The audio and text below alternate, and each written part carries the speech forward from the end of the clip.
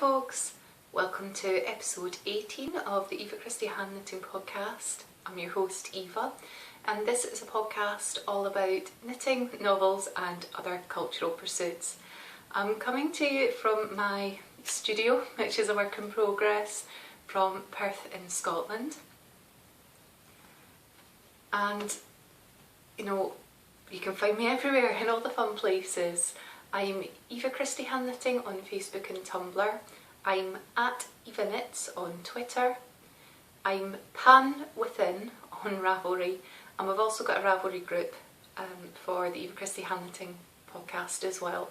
So if you go to the groups tab in Ravelry, go and click on that and pop the words in and bingo. I just want to begin with saying a massive thank you. A lot of you have reached out to me recently following our home move. I'm not fully with it today. I am having a flare up of my ME. I have pushed it a bit too much in trying to get the house sorted. It's my own fault to a certain extent. I mean, I know that I'm supposed to pace myself and everything. The wall that you can see behind you has already had 5 coats of paint.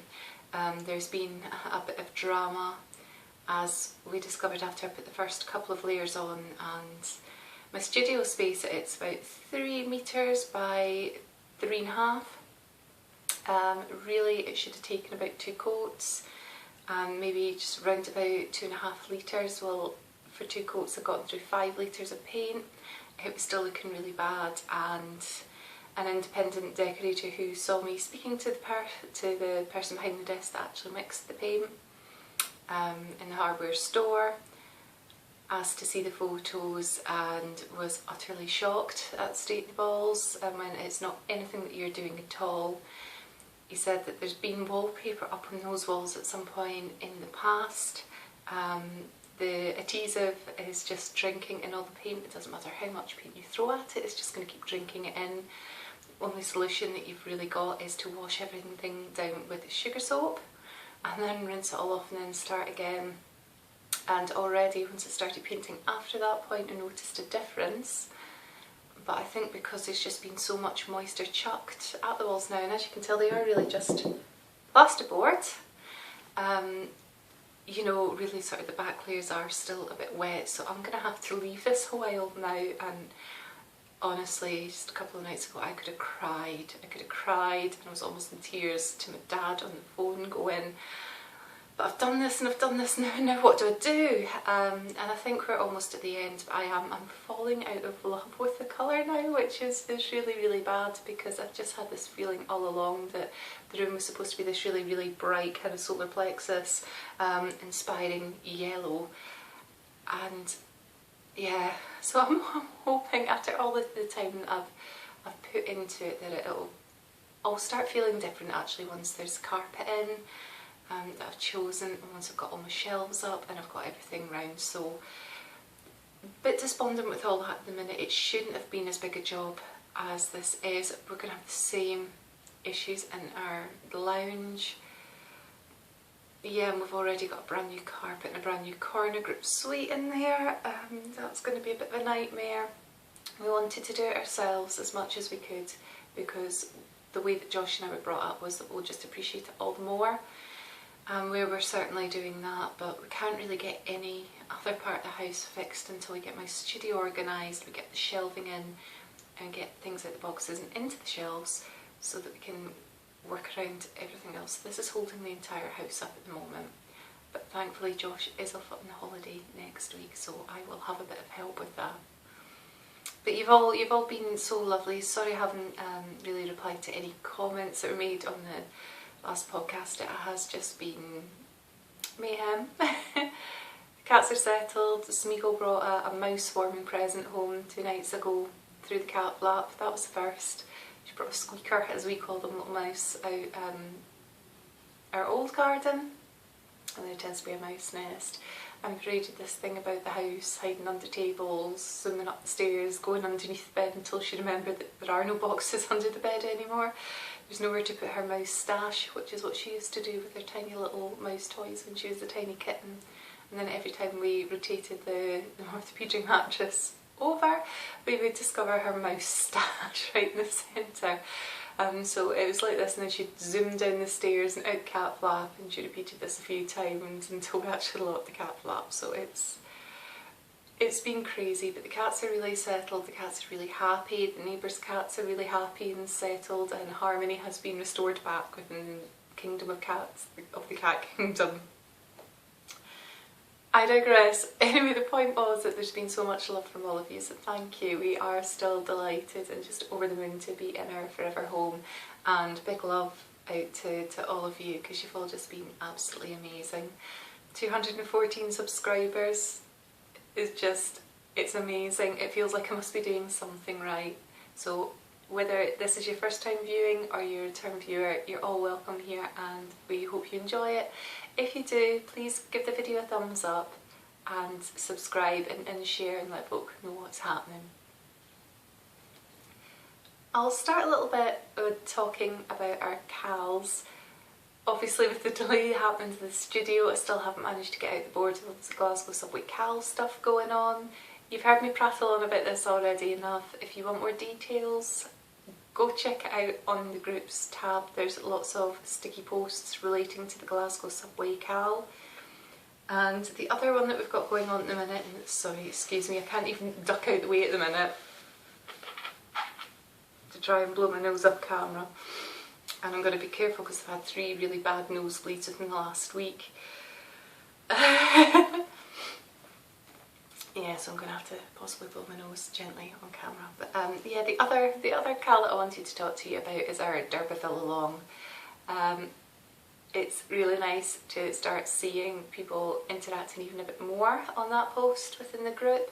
People's new yarn have arrived, some people are digging out from stash. Everyone's using different patterns. The one I'd wanted to use was a traditional one that I'm not sure how to pronounce it, but it was a free pattern in Ravelry. It had lace edgings along the bottom edge and along the top. It's like, I think it was in a brown. It's absolutely gorgeous. And then I cast on this morning and started to do the lace edging, because what you do is it's a free pattern, so I'm not giving anything away, but you were to work out the lace edging along the bottom, and you were just to knit for desired length. And there were pages and pages of this pattern, and then you had to jump about umpteen patterns and try and work out yourself, and thought, normally wouldn't really bother me. However, still trying to sort out the house. I'm fortnightly in casting on. I've only got another 4 weeks to get this done. I'm still trying to prepare more items myself for Perthshire Open Studios, which is now in less than a month's time. I've got the Perth Festival of Yarn coming up, and I'm doing all the admin and things for that myself, and something has to give here. So what I've done is I have gone for a really basic garter stitch sills on tag, but I probably will still attach like a lace border on it. At the end I can just, it's like a knitted on border, so I'll customise that. So I can't quite remember the name of the pattern that I'm doing at the moment, but if you were to go onto Ravelry, do you know what, I'll link it into my projects page, that's what I'll do. But I think it's actually called a Tess Sontag, or Tess the D'Urberville Stuff Sontag. So I'm still reading Tess, absolutely loving it. We've gotten to the point of Maiden No More, so if you're following the reading schedule then you'll just be a bit beyond that, so I'm not giving anything away there. I'm glad I didn't really go into too graphic detail, because it's just such a sad situation anyway. But as for my Sontag, I am knitting it from an absolutely massive skein, which was in its entirety 550 grams of Aran weight. I'm not sure if it's picking this up too well, because I've got just to this side here, I've got a window and the light's starting to go a little bit. This is Aran from New Lanark, which is a World Heritage Site. They're at Working Mills, which is a couple of hours drive away from where I live. This colour is called Lovage, and it is actually a tweedy, yeah, that's a bit better, it's like a tweedy effect to it. It's 90% wool and 10% silk. This wasn't the yarn I was using to do the previous Sontag, so I've had to kind of change my wool. But it is from stash, so that's good, because I've had this in stash for ages. it's all wound up into balls now, and I've made a start. Although I couldn't find my 6mm needle, so I've had to go and just buy a cheap bamboo set. And the longest length I could get from my local yarn store was 80cm, so I'm almost run out, so I'm going to have to go online and find an alternative, something else to help with that. So this is how I'm doing at the moment, so you can see the centre increases. So I do love a robust garter stitch. A lot of these Sontags were sort of garter stitch anyway, and I think the fact that it's come from, you know, a relatively local woolen mill, this is an agricultural garment, the fact that the wool's been processed in a World Heritage Site I think kind of adds to it, and it's definitely my sort of colours. So I'm just enjoying the fact that I have cast on and made a start. However little that may be, but I did pop down to a knitting group that was taking place at the local haberdashery, the Peacock and the Tortoise in George Street in Perth today, and Leslie Taylor was there, and Kim, who's the lady behind Curler Perler, who's an independent dyer herself, and just an all-around fantastic craftswoman. Seriously, I've never seen anyone else's knitting like what this woman creates. It's just exquisite, and she's so modest and gentle and just lovely. But yeah, so I got all that done while I was there, so that's not bad in about an hour, as I try to get my head around the pattern, because it isn't exactly intuitive despite what you would think, because it is like a 4-row repeat now, but each one's just a wee bit different, and you're increasing in different sides and different stitches and things through the main. So let's move on to rehomed items. So the first is, while I was seeing Leslie today, Leslie Taylor makes a lot of stitch markers and things, and she went, "Do you like these?" I went, "Of course, I'll take anything." These are, I think she calls them like snagless stitch markers. They're just like wee light bulb shaped ones, which is what I've always known them as, like sort of light bulb safety pins. But they're fab, and I didn't know that they came in so many colours. And look, there's a chartreuse green one. So that's fabulous. These are really great, particularly as you go up sort of bigger needle sizes and things, actually using them as stitch markers or as progress keepers or whatever. So that's really kind of you. Thank you, Leslie. Much appreciated. She has said that she will pull together a little set of stitch markers for you lovely guys, so I'm sure we'll have another wee giveaway organised soon for those. I've got one other rehomed item, and it's not knitting related. I was at our local TK Maxx, and I do love TK Maxx. I'm trying to think what the equivalent is. I think it's the Walmart group that owns it. They've got all sorts of things, so there's clothing, there's homewares, there's toiletries, you name it, TK Maxx has got it. And it's always discounted on sort of the recommended retail price. I think a lot of things are kind of like out of season, and that's how they do it, and there's designer goods and such. But I found this and I was delighted, because I can't remember where I've seen these before, but I absolutely loved them. And if anything's going to get me doing a proper sewing, and I'll be doing it by hand, then this is what it would be. Jane Foster's Animal Family. These are stuffies, sort of little cushions, and the kit comes for all 4 family members. So I've got printed fabric, there's some stuffing that's been vacuum packed in, sewing labels and instructions, and just So I've taken out the fabric just to give you an idea of what these look like, and just amazing. Look, it's Mr. Fox. Josh and I are a bit fox daft, so delighted to have that. There's Mr. Fox, there's Panda, and then there's a kitty cat, and then there's the Lion as well. And I just love these sort of childish, kind of innocent, retro kind of 60s vintage looks to it. They're just fab. Really easy to follow. I mean, obviously just cut around the dotted line or some stitching together. So I'm looking forward to doing them. And just how cute are they? So whether they'll end up in the studio or they'll be in guest room, or who knows, but I'm really, really excited to have them as a project to work on. And the price is absolutely amazing because I think you can buy them separately, but I'm not sure on the size of them separately, and they didn't have them all there. But if you can see the label, this should have been £20. That was the recommended retail price for the 4. Got it for £8. So £2 an animal. Amazing. I would have liked them a bit bigger. Much bigger, actually. Probably about yay size would have been really nice, but hey, they're going to be fabulous anyway. So I've got, if we then go on to what's in my needles, I've still just got, well, I've got my sun tag on my needles now, but I'm still working on this sock by Arnie and Carlos, the design line for, I think it's, was it Regia? It wasn't Shakama or Regia. Anyway, for Regia, I think this colour was Twilight, Summer Twilight. I think last time I showed you, I just turned the heel, I just done a little bit of the heel and I picked up the gusset decreases. So anyway,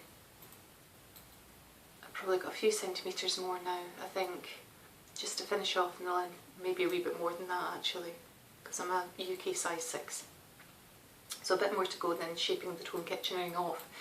But there really, really isn't a huge amount more of work. I'm getting all my words mixed up. There isn't a huge amount of work left to get this one finished now, so that is grand, because I've got so much other sock yarn. I just went and knit all the socks. In fact, I just want to find a little hobbit hole right now, and I want to knit all the socks, and I want to knit all the squares in my blanket and just curl up and go to sleep. I mean, I am just so cold at the minute, and I don't know if it's just outside. I've put on one of my winter sweaters that I've knitted, and I'm not going to get up and give you a twirl because there's not quite enough room, but it's made out of Noro Kogarashi, and it's the Kaura, which I believe is spelled C-A-O-R-A, so it might be pronounced Kora pattern on Ravelry. So it's got like a garter stitch yoke to it, and then goes out, so it is a bit oversized at the top, but it's cosy because it's a blend of wool and silk, and it's a bit of a grey day out there. There's been rainy showers. Strangely enough, in Scotland there's rain, but it's cold. I just want to get all the knitted socks on my feet. I want to get the mittens on my hands. I just want to curl up in my winter woolies and just sort of plough on, really.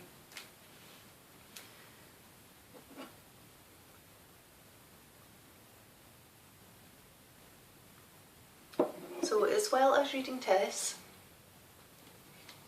I've been reading Little Les Mis. Still working my way through this. I am now 10.4% done, so that's not bad at all. Normally I prefer just to read one book monogamously, but needs must at the minute. It's fine, and I think because the writing styles are quite similar and similar time periods, it's kind of easy just to kind of jump back and forth between the stories. I have actually watched a bit of television in the last week. Last night I caught up with the 6th and final episode of The Living and the Dead, which was on BBC. So for the first time ever, I've actually got like proper Virgin Media package. I'm feeling like a proper grown up now, so I've got a TiVo box in, so I was able to go through that through the apps and access BBC iPlayer and watch that last night while eating pizza when Josh was late in, so that was awesome. Although I was genuinely shocked towards the end and not entirely happy with the ending of it. It wasn't quite what I expected when it kind of went towards the end of the 4th episode, and it's like, what is going on here? It's really quite mixed emotions about it all. We've also been watching, Josh and I, some of the basketball games in the Olympics, because obviously the Olympics is on, and that's been fairly interesting to see what NBA players have been kind of like assigned to what sort of like which countries' teams, and who's been playing. I think Rudy Gobert's been playing, and a few other sort of fairly big names, but not anyone that I was that aware of. But Josh is enjoying it, and he's had his friend Sheen round on Saturday night. So while I was painting, with the aid of a few adult beverages, they were downstairs sort of watching various things. I finished listening to the Godfather audiobook. I've not really been listening to any other audiobooks apart from that while I've been painting, but it was good just to kind of plough on, sort of like marathon sessions while I was trying to sort out this room. I've been listening to a lot of music though, I mean a lot of music. More Morrissey, more Northern Soul. I listened to the Metallic Spheres album, which is by The Orb and features David Gilmour of Pink Floyd fame. He's also a really well-known solo artist. My dad's a big fan of him. And I've been listening to Gregory Alan Isakov, his album That Sea the Gambler as well. So total different contrasts and styles, just been listening to all the things while I've been painting all the walls really. There's a couple of events now I'd like to kind of talk to you a little bit about just before we sign off. So the first one is the Perth Festival of Yarn, which is taking place on the 2nd of October at the Salutation Hotel in Perth. It's on a Sunday. There are still some tables available. If anyone is an independent dyer or has a wee independent yarn shop or does something that is fibre related out there and wants to get in touch, if you email me or send a message to the page or just contact me somehow, that's probably the best way. My email address is Eva Christie Hand Knitting @gmail.com. So that's fairly easy to remember, but there are still some tables available for that event, and new people get in touch all the time. We've got a Facebook page. I will be making some sort of Ravelry thing going on soon, because I'm getting a bit more back up to speed now. So we've got a logo. I'll probably be taking pre-orders for project bags, mugs and badges, just because this is the merchandise I will be funding out of my own pocket, like I'm funding the venue fees out of my own pocket. I'm trying to keep the vendor costs down as far as I can, so that indie dyers we can get a really good selection of them, with it being our first event. But at the moment, you know, everything has kind of been paid out of my pocket, and although I've got a table, I'm not doing this to kind of make money for myself. So go check out the Facebook page, let us know what you think of the logo. It's a local, really talented graphic designer, photographer has put it together to my design brief. Should this go ahead again, we will tweak the logo a bit year by year. But the guy who's designed it is called Declan Mayer, so that's Declanmair. He's super talented. He came up with the logo for my own my own branding, and that was fab. And we're working on another logo at the minute for as I start to properly hand dye yarn and things. We're coming up with a different name for that, and been running a few things by me, and that's what I put a design brief to him, and he's run a few things by me, so I've got that going in the works anyway. But anyway, go check it out, let me know what you think of the logo.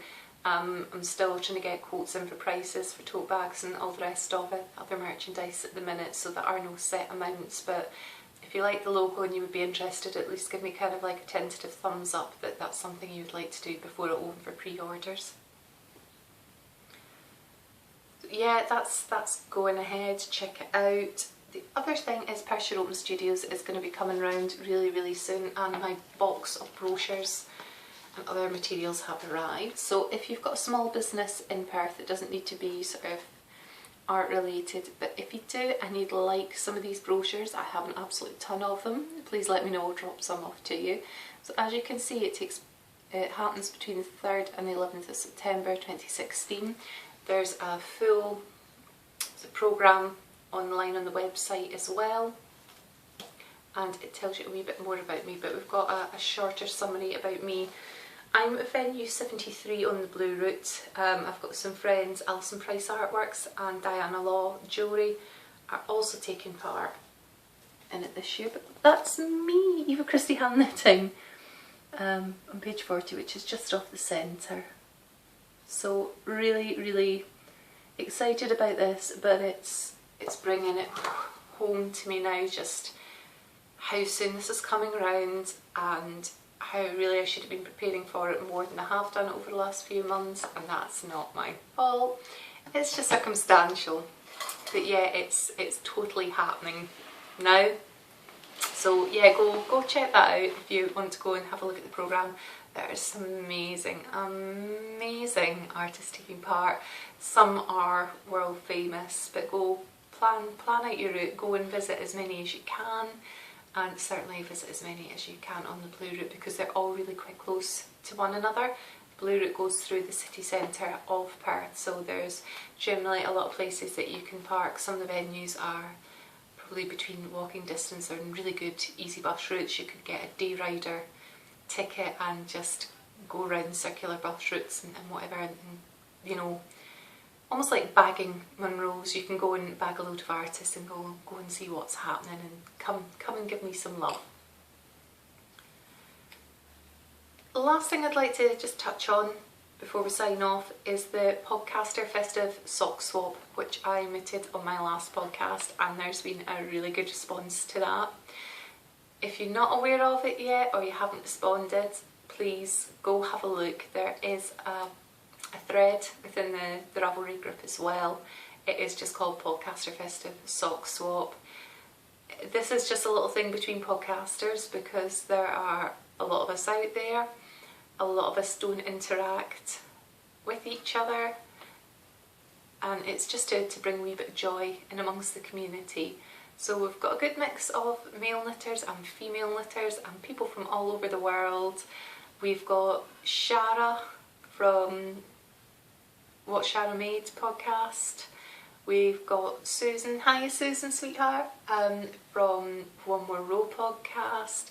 Inga Rosa from Knitting Diaries is taking part, so already we've got, you know, me in Scotland, lots of Scottish podcasters are in it. I think Beardy Cheadle and David Disboy are in.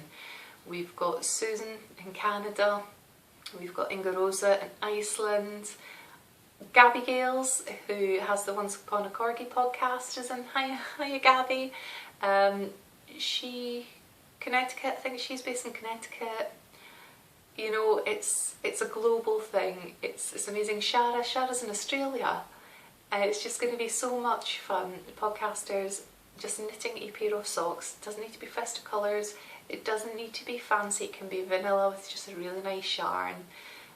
Just knitting a pair of socks for someone that they will be partnered to, and sending them about to give just a wee bit of festive, wintry joy to all. So there's still plenty of time to that. I just wanted to get it out early because so many people are planning winter knitting and Christmas knitting at this time, and it just makes it a wee bit easier to kind of schedule things into your diaries and your life. So if you are interested and you're a knitting or fibre podcaster, go and check out the group. Folk that have taken part already and said, yeah, I'm in, feel free to tag as many other podcasters as you think might want to take part in there as well. I think we've got about 11 so far, but you know what, the more the merrier. It's just going to be so much fun. And that's it for today, folks. I just want to wish you happiness like I always do. Happy knitting, happy crocheting, happy spinning, happy hashtag, you know, stitching revolution, whatever it is you do, just be happy. Look after yourselves, look after one another, spread a wee bit of kindness in the world. Much love to all of you, and I'll see you hopefully back on Monday. I'm hoping that I can get back on track. Hopefully the backdrop will be a bit more interesting next time because I'll have some big shelves and some yarn and things organised, but hey ho, it's a work in progress. It's This is my biggest work in progress right now. But thanks for tuning in and spending some time with me. Love you all and speak to you soon. Bye bye.